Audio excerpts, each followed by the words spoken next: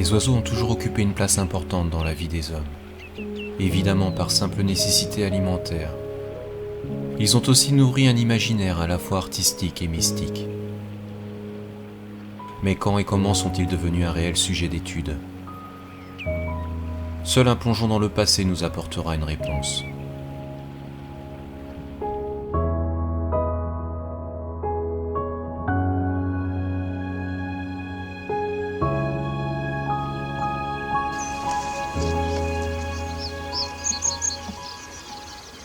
Le printemps, un moment privilégié. Les migrateurs sont de retour et la discrétion habituelle de nombreuses espèces disparaît pour le plaisir des yeux et des oreilles.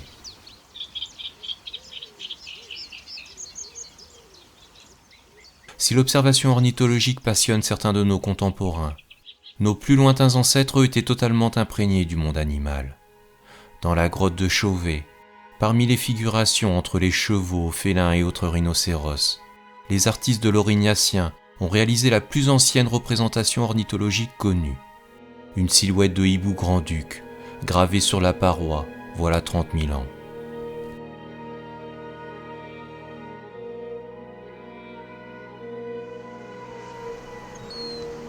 Même si les artistes de la préhistoire nous ont laissé un témoignage émouvant du monde sauvage, l'étude des animaux du point de vue des sciences ne débutera réellement qu'au cours de l'Antiquité grecque.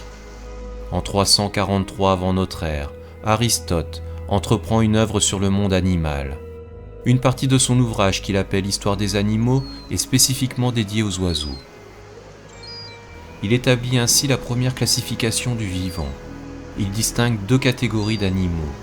Les animaux qui ont du sang, que nous appelons les vertébrés, et ceux qui n'en ont pas, les invertébrés.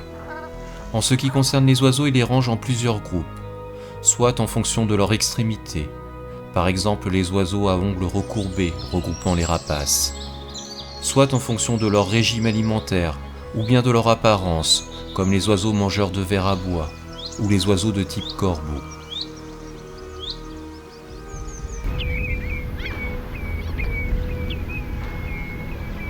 Mais le travail d'Aristote ne se réduit pas à la classification. Il alimente ses écrits en compilant les expériences des chasseurs, pêcheurs et autres agriculteurs. Il est le premier à s'intéresser à la disparition saisonnière des oiseaux et tente d'apporter des éléments de réponse. Certaines nous semblent absurdes aujourd'hui, comme la transformation des rouges-gorges en rouges-queues, la belle saison venue, ou encore l'hibernation des hirondelles. Pour un naturaliste, ce sont les qualités d'observateur qui comptent, et Aristote n'en manque pas.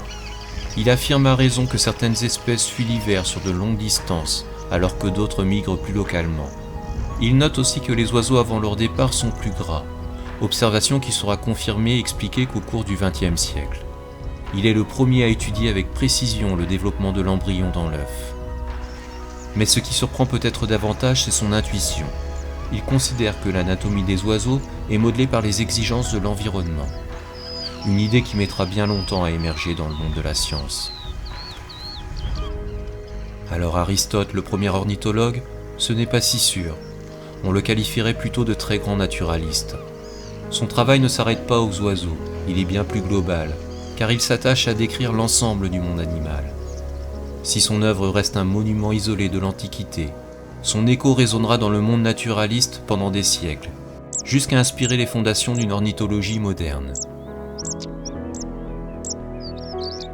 Alors à présent, lors de chacune de mes sorties, mes pensées vagabondent un peu dans les méandres de cette histoire, des origines de l'ornithologie.